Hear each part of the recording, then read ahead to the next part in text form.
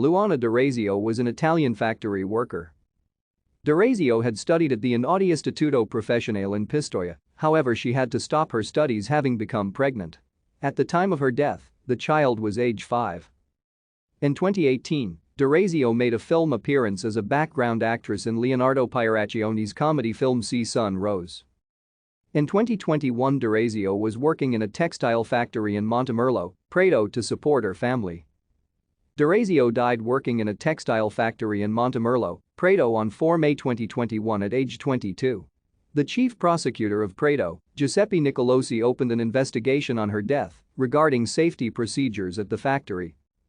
Leonardo Pieraccione offered condolences at the news of her death. Thank you for watching.